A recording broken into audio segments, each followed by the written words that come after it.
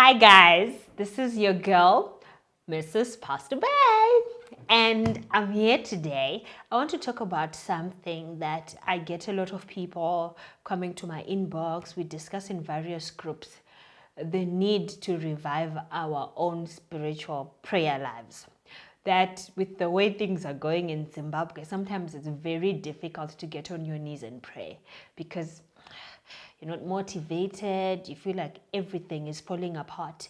And sometimes you feel like you honestly don't have strength, like moyo chayoga urkuda, but you just can't bring yourself to praying. So today we're going to talk about 8 practical ways of how to revive your own prayer life. Number 1. So if you're already in that place where you feel like, I need to do something about my prayer life, that's already the Holy Spirit that's nudging you, that's asking you, that's, pleading with you to come back to God. So the first thing is to resolve in your mind that I am going to revive my prayer life. So just the way you speak to your friends, just the way you speak in your WhatsApp groups or wherever to say, guys, what can I do to revive my prayer life?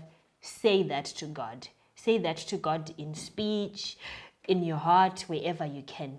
So the first point, set time for prayer. Resolve in your mind, if you're going to pray in the morning, if you're going to pray in the evening, set a specific time. Set an alarm on your phone to say, I'm going to wake up at 4:30, I'm going to wake up at 5:30 and pray. Number 2, talk to God in your own way. Like I used to, in my early Christian days, I used to pray the way my mother used to pray. You know how Shona mothers who pray and say, Mari, mgoti vumamira se ukiriku vumamira mazayayo.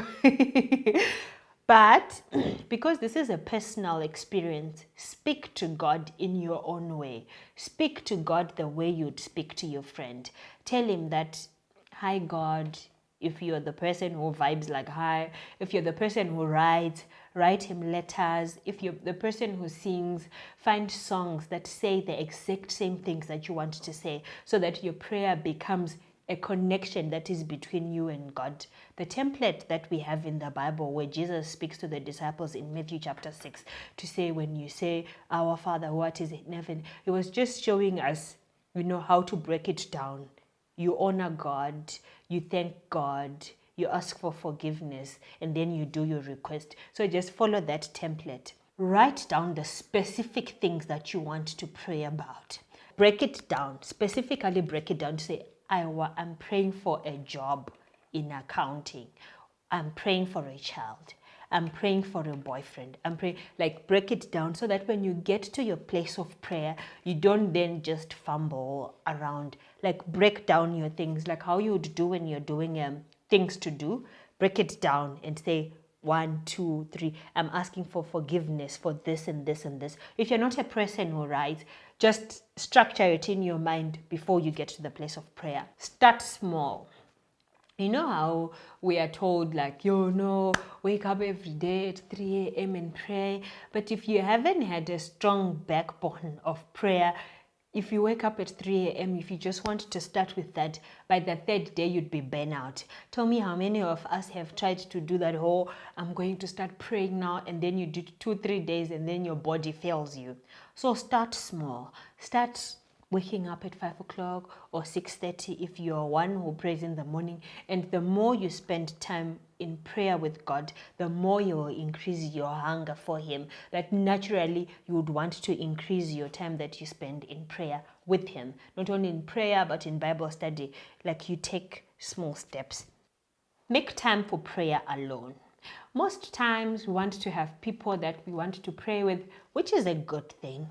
But specifically set aside time that you pray alone.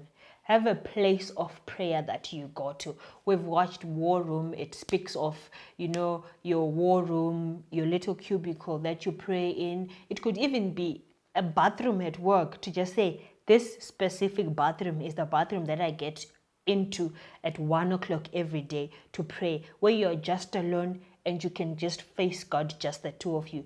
Be specific about your request. When we read the Bible and when we read other spiritual sources, they discourage vain repetition in prayer. When you look at the Lord's Prayer, the model, there is nothing that is repeated 5 times, 10 times.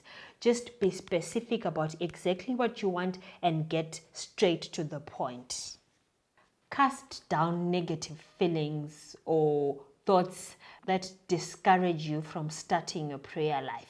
Like things like, oh no, I don't have time, I won't be able to do it, or is it really necessary? Guilt from past sins, whatever it is that is holding you back, just get in there with a positive mindset that I'm going to make this thing work. If it's 1 o'clock, purpose in your heart that at 1 p.m. I'm going to speak to God. The Bible also encourages rising up early in the morning. I know it's winter and I know it's difficult to fight the pillow and to fight the blankets, but be resolute about your waking up in the morning, that the body may be the one that brings negative feelings or etc. when you're about to pray. So I hope that these 8 points are going to help you to revive your prayer life. If you need help, if you need someone to stand with you in prayer, just know that I'm here. Come to my inbox, shout out, let's make this thing work. Prayer really works, guys. And the Bible tells us that even before we call, the Lord would have already answered our prayers.